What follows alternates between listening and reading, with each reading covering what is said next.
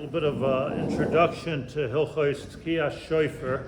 Tekias Shofar, Minat Torah, the way the Torah puts it is that Rosh Hashanah should be a Yom Teruah, be a day of blowing, and the poskim say that you could blow all day. Question whether you're Mekayim a Mitzvah or you're not Mekayim a Mitzvah actually, but Yom Teruah, like the Gra says, just like every kazayas matzah you eat is a mitzvah. Same thing could be with Tekias Shofar, but the Gra ends a noyagin kain. And the reason is a noyagin kain is because you want to stick to the takonos chachamim that the way they understood how to blow the shofar. How did they understand how to blow the shofar?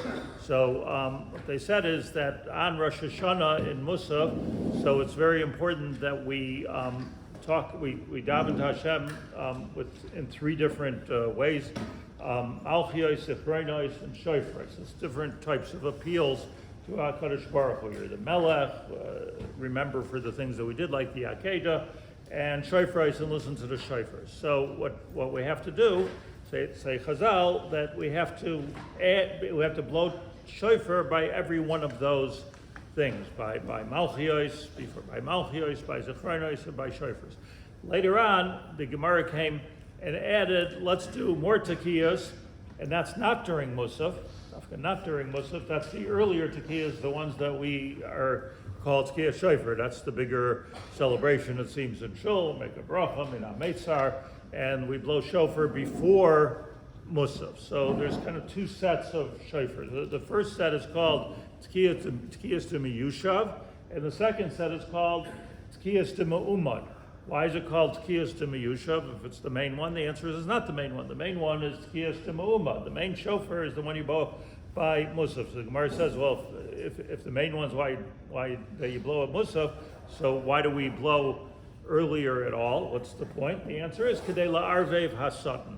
Gets the Satan mixed up. It's a topic unto itself. What does that even mean? Kedei la'arvev Hasatan, but it's just a gimmick that we do. Chazal came up with that we blow Tekios D'Meyushav before we blow Tekios D'Me'umad. So the Satan says, "What's going on over here? You're blowing shofar, not blowing shofar. What's going on?"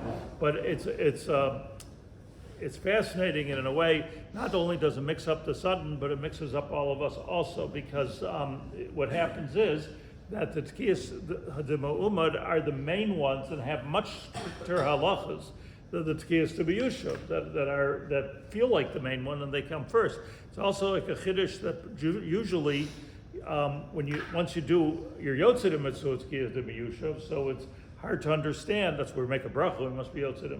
How we go ahead and do it again in a more mahudr-dika way. It reminds me a little bit of like we say Friday night, every time we daven Friday night tefillah, we say Vayechulu Hashemayim va'aretz, we're Yotzei Kiddush.